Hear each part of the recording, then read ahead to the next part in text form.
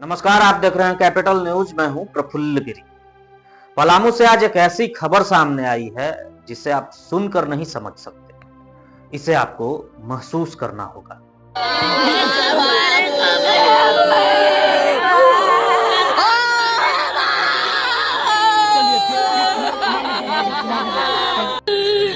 नौकरी से सबको बर्खास्त कर दिया गया, जिसकी वजह से उनका इलाज नहीं हो पाया ठीक से। घर में कोई नहीं है, करने के लिए कोई नहीं।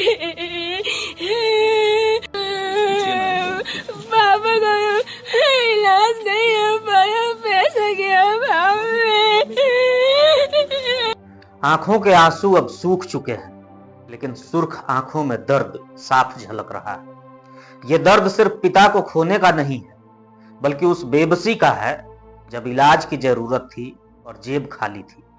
इस लड़की के पिता अब इस दुनिया में नहीं है। पिता को खोने का दुख तो है ही, लेकिन उससे भी बड़ा मलाल इस बात का है कि अगर पैसे होते तो शायद आज पिता जिंदा होते। इलाज की कमी ने एक बेटी से उसका सहारा छीन लिया। ये दर्द अकेले इस परिवार का नहीं, ये उस संघर्ष की तस्वीर है जो 28 फरवरी 2025 के बाद पलामू में शुरू हुआ। कोर्ट के आदेश के बाद 251 अनुसेवकों को बर्खास्त कर दिया गया। नौकरी बहाली की मांग को लेकर अनुसेवक आंदोलनरत रहे, लेकिन अब ये आंदोलन एक एक करके जिंदगियां निगलते जा रहा है। पहले मेदिनीनगर के सिंगरा निवासी उपेंद्र पासवान की मौत, अब लेस्लीगंज थाना क्षेत्र के परशुराम खाप निवासी बर्खास्त अनुसेवक मनोज राम की मौत। दोनों मामलों में परिवार के मुताबिक एक ही वजह सामने आई, आर्थिक तंगी और समय पर इलाज नहीं होना। ये वही लोग थे जिन्होंने 7 से 8 साल तक सरकारी दफ्तरों में काम किया, फाइलें उठाई, आदेश माने, सिस्टम को चलाया, लेकिन अचानक बर्खास्तगी के बाद न आमदनी रही, न इलाज का सहारा। बच्चों की पढ़ाई, कर्ज की किस्तें, घर की जिम्मेदारियां और ऊपर से बीमारी, इन सब के बोझ तले ये परिवार टूटते चले गए। आज हालात ये है कि बर्खास्त अनुसेवकों का आंदोलन अब रोजगार का नहीं, जिंदगी बचाने की लड़ाई बन चुका है। संघ के अध्यक्ष विवेक शुक्ला ने सरकार से मृतक परिजनों को मुआवजा, परिवार के एक सदस्य को नौकरी और सभी अनुसेवकों के शीघ्र समायोजन की मांग की है। मौके पर उन्होंने कहा कि जब लोग इच्छा मृत्यु जैसी बात करने को मजबूर हों तो समझिए कि हालात कितने भयावह हो चुके हैं। आज सवाल सिर्फ नौकरी का नहीं है, सवाल उस बेटी की आंखों का है जो अपने पिता को बचा नहीं सकी। सवाल उस सिस्टम का है जिसने सेवा तो ली, लेकिन संकट के वक्त हाथ खड़े कर दिए। और सवाल ये भी कि क्या अगली बार कोई खबर फिर किसी घर से उठती चीख होगी या इससे पहले कोई फैसला लिया जाएगा। हम सब बर्खास्त अनुसेवक के लिए बहुत ही दुखद घटना है, और ये पलामू वासियों के लिए भी दुखद घटना है, नौजवानों के लिए दुखद घटना है, बेरोजगारों के लिए दुखद घटना है कि आज बर्खास्त अनुसेवक एक उनकी आज जो है से पैसे के अभाव में, इलाज के अभाव में बेचारे मनोज राम की आज मृत्यु हो गई। ये उनके परिवार पर बहुत बड़ा कहर टूट गया, और हम सबों को देखते देखते हमारे बीच से हमारे साथी इसी तरह से मौत होते जा रहा है लोगों को। ये बहुत दुर्भाग्य की बात है झारखंड सरकार के लिए, पलामू के विधायकों के लिए।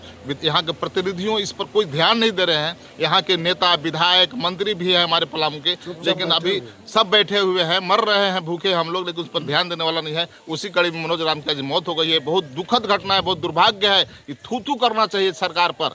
भारत के झारखंड के एक एक लोग जो है से सरकार के प्रति नफरत फैल रहा है उनको, इस तरह से जो उनकी जो है से हत्या किया जा रहा है सरकार के द्वारा उनको।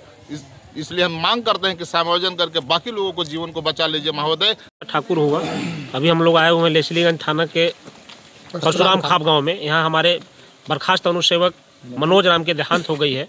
मैं बस झारखंड सरकार से एक ही मांग करना चाहता हूँ कि आप बहुत सारी सरकारी नौकरियाँ दे रहे हैं, लेकिन हम लोग को सरकारी नौकरी मिली हुई थी, उसको आप बर्खास्त कर दिए, रोड पर ला दिए हैं।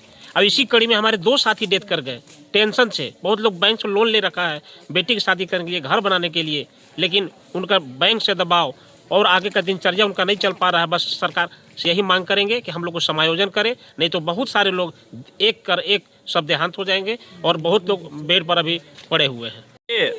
महोदय, उपायुक्त महोदय, वित्त मंत्री महोदय, मुख्यमंत्री महोदय, देखिए ये क्या स्थिति है हमारे परिवार का, हमारे बर्खास्त अनुसेवकों के परिवार का क्या स्थिति है। आप देखिए कैसे बिलख रहे हैं बच्चे। इनका आगे का भविष्य क्या होगा? कहाँ हैं आप? कहाँ क्या सोच रहे हैं आप? आप बोलते हैं कि हम पूरे झारखंड को सुरक्षित करेंगे। कैसे सुरक्षित करेंगे आप? कैसे आप सुरक्षित करेंगे? ये सब बच्चे बिलख रहे हैं, आपने बर्खास्त कर दिया है, इनका इलाज नहीं हो पा रहा है, कर्ज से दबे हुए हैं लोग, इनका आगे का भविष्य क्या होगा? कहाँ जाएंगे ये लोग?